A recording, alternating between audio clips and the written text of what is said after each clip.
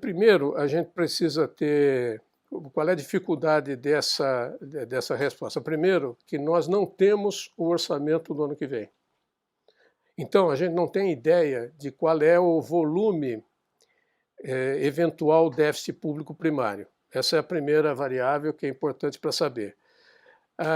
Um país que tem uma moeda como a nossa, por exemplo, nós não pagamos as importações, nós não usamos a nossa moeda para pagar a importação. Nós usamos a moeda forte.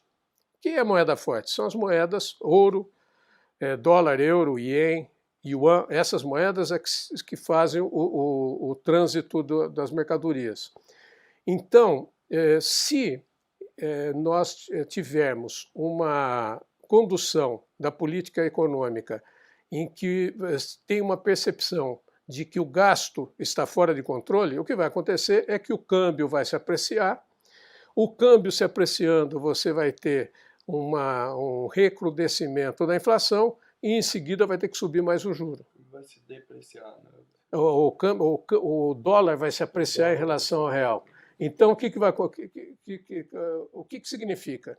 Significa também que a taxa de juros do Banco Central ele não está só para controlar a inflação, ele também está para controlar o volume de recursos em reais versus o fluxo de capitais ou de dinheiro, de reais, de dólares. Então, se isso tiver desequilíbrio, eu tenho que ter taxa de juros mais alta, porque senão eu entro numa situação de dificuldade nas minhas relações internacionais.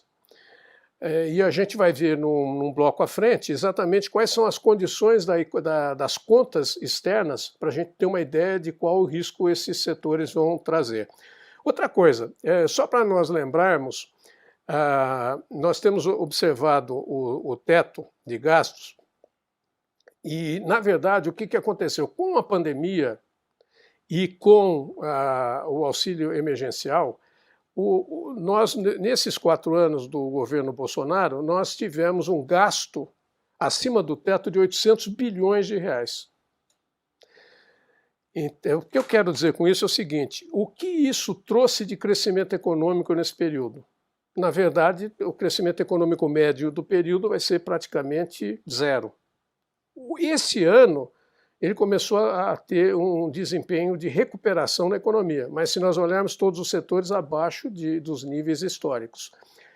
Então, nós já tivemos esse gasto de 800 bilhões nos últimos 4 anos, acima do teto.